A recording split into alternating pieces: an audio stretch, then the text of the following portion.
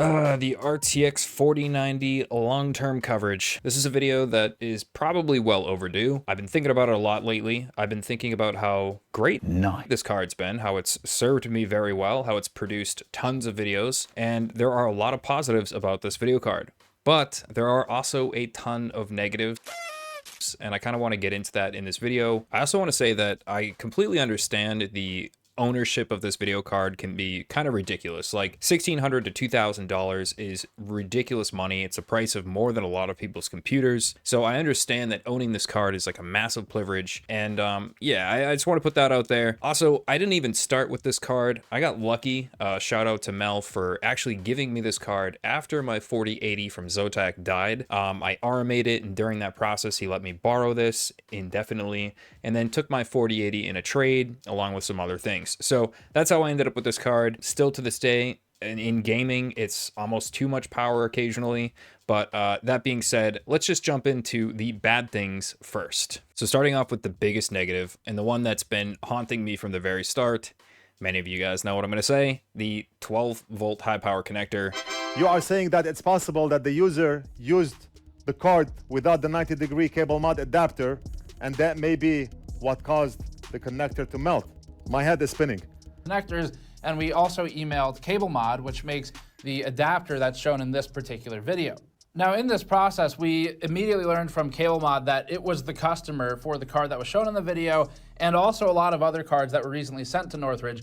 The email with Northridge, it seemed to indicate that Northridge was unaware that Cable Mod was the customer. They were trying to confirm. This is not a cable problem. So it's not a connector problem, it's not a adapter problem, it's not a cable problem, it's not a power supply problem. It is an Nvidia problem. It's just been an issue. It's been an issue from the very beginning. It was even an issue during the RTX 30 series. It just wasn't as much of a problem.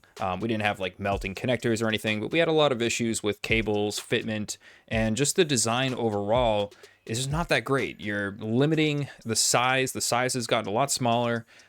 There's plenty of people, there's engineers who have looked into this and said you're just putting too much power into these cables, and it's a bad idea, especially when you have a card like the Strix that has 600 watts that it can possibly draw, and you're trying to stick a tiny little cable in there and pull all of that wattage through that cable.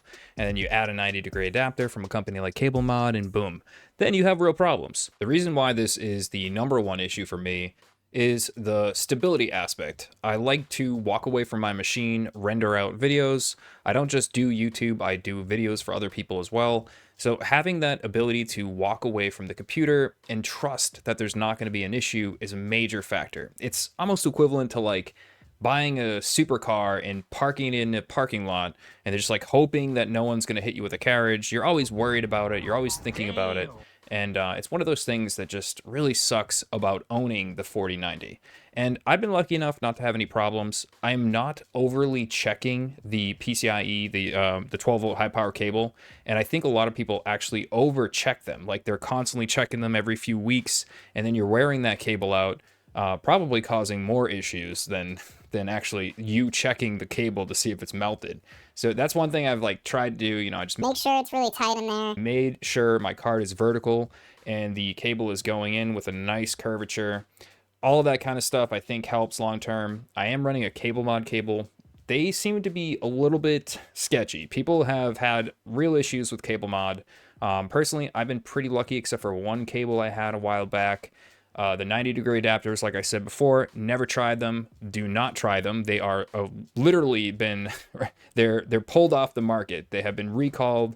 You're not supposed to use them. So please, if you have those, stay away from them. This actually leads into part 2, or the second bad thing about the video card. And that, of course, is the power draw. Power draw is quite insane. It's not insane in and of itself, but when you add it up with a Intel processor, especially Intel, and you're seeing a huge wattage. Like I can actually load up my system during a full DaVinci run and see upwards of 700 watts being consumed by this computer.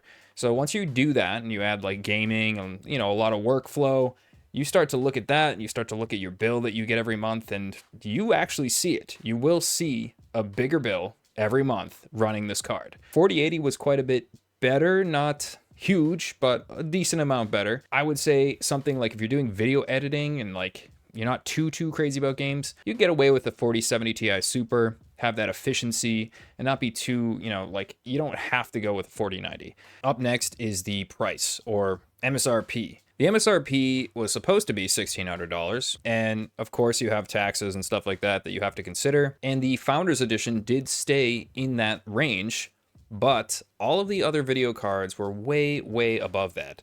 So when people would compare like the RTX 4080 and say, oh, just spend another $300 and you can get a 4090, that was not common. You had to spend another like $700 to get a 4090. And those cards, like you look at something like the Strix or even the Tough. I remember the Tough OC was in stock at my local Micro Center, and I believe it was $18.99 at one point.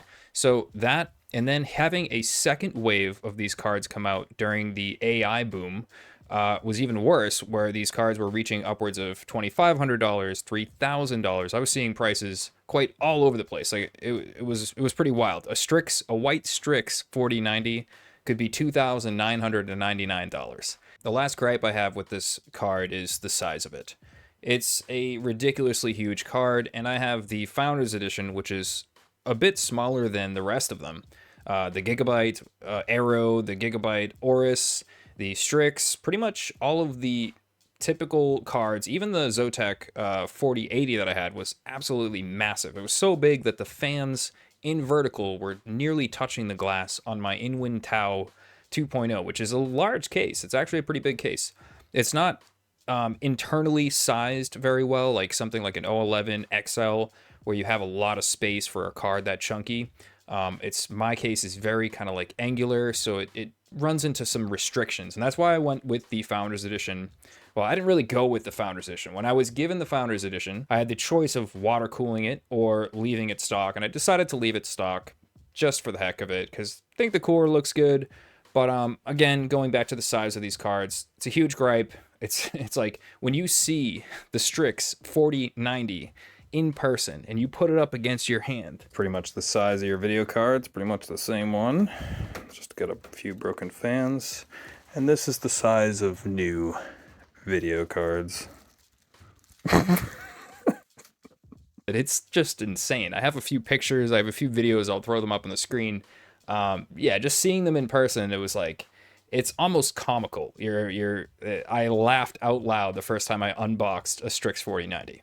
All right, let's get on to some of the good things, because this card is an amazing gaming video card. It does everything else very well, but its number one thing is to do video games at the highest frame rate, at the highest resolutions. So what are its limitations? Well, 4K, it pretty much can play every game at 4K very reasonably.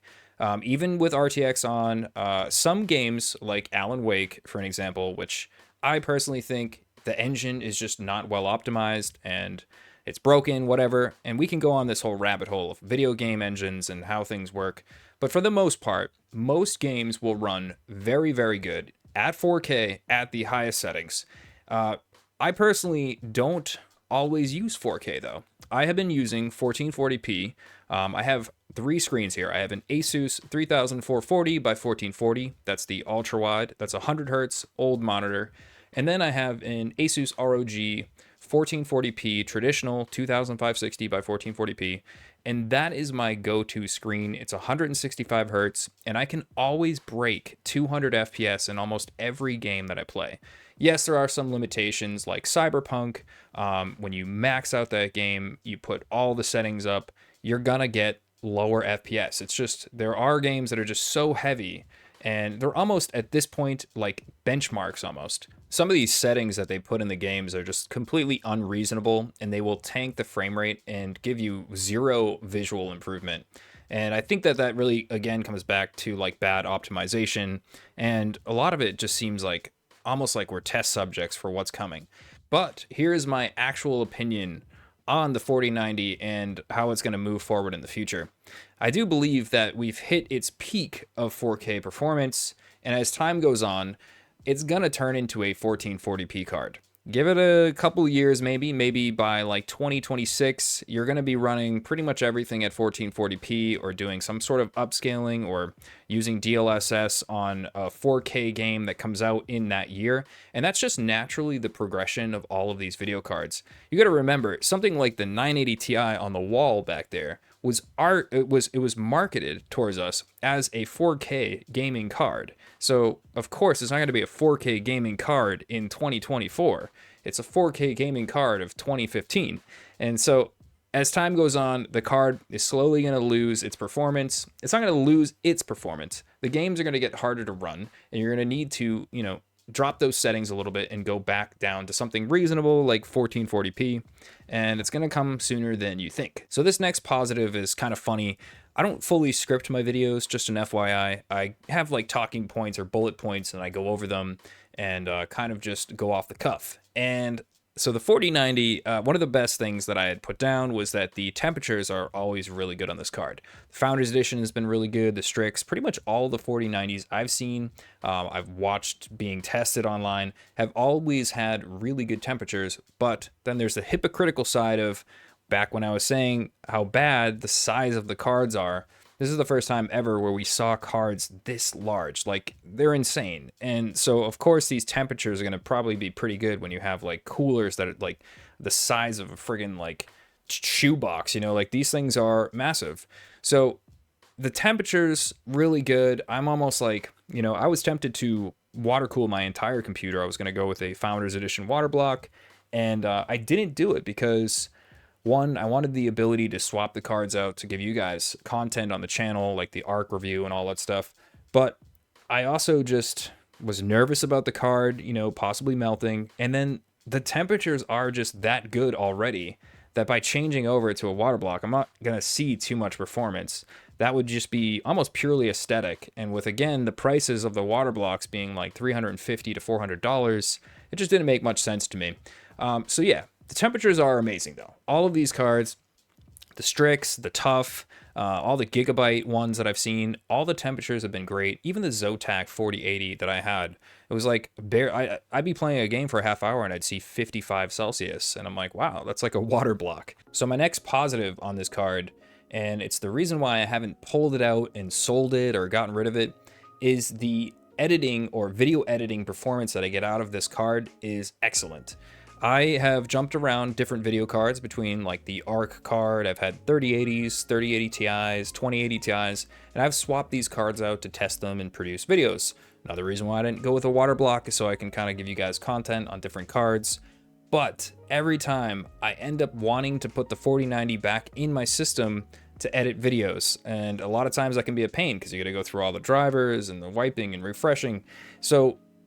But I will still do it. I will still go and change. I'll do DDU and I'll put the 4090 back in to edit the video most of the time. There were a few situations where I was like reviewing the ARC card where I wanted to edit on the ARC card, but every other time I've really wanted to use the 4090, and that's because the timeline scrolling, the final render, everything about it just makes using my system so much better. And at first I kind of was like, it's probably something that I'm overplaying in my head. And then when I go and watch Task Manager or watch anything like I'll be using hardware info, and I see the amount of usage on the GPU and the 24 gigs of VRAM spiking all the way up to 100% on the CPU and the GPU, I'm like, wow, this is actually really utilizing the card. Now, I've seen how great it is for AI and a bunch of other apps, like my friend that does tons of rendering and does like Blender work. And I am no professional in that space, so I can't really speak on it. I only know that it does extremely well. So I'm trying to figure out how to transition into this last section here. But the only thing I can think of is these last parts, I want to say, I can't fit them into negatives or positives because it's really a perspective of my own and how I feel about you guys as the viewer, looking at content like this or checking out video cards. The 4090 is not a good video card really for anyone who's just a gamer. It's just too much money. If you have tons of money to blow, then by all means. But if you're just a person, you're like saving up for that one part, it's a crazy card, sure. But as of right now, especially right now, it's a really bad time to buy this card. And that is mostly because we're going to be hitting that 5000 series soon. But even a year ago, I would suggest anything but the 4090.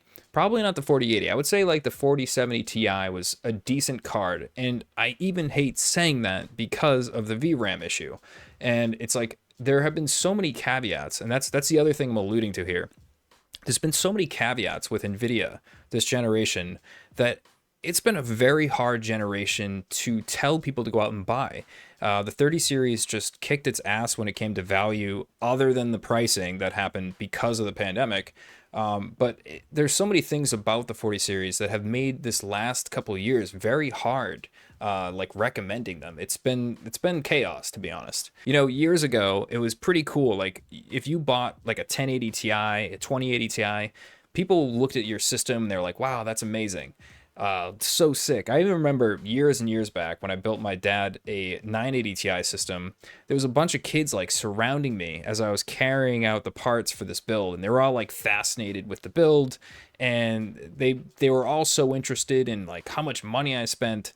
And nowadays it's a little different because I feel like people are not happy with how much things are costing, of course, and just the market being so radically changing all the time that like a 4090 is kind of like, it's like a salt in the wound type video card. It's like people want the good deal. They want the better deal card. They don't need top tier cards. Like I know that there are going to be people that buy the 5090. We know that that's going to happen, but nobody really needs a 5090 next generation. Everyone is really looking for, you know, like a 5070, 5060 that offers insane value.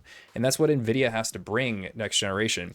So in a way, I feel like I'm almost doing a disservice by owning this card myself, because I feel like I should be on like, I don't know, like a 7800 XT and be running that like as a crazy, you know, video creation, gaming, everything, just to be like part of you guys. But at the same time, it's super hard to pull the 4090 out and use any other card for video editing. It's not that hard. It's just one of those things where I become so accustomed to it. And that's my like privileged, spoiled self, you know?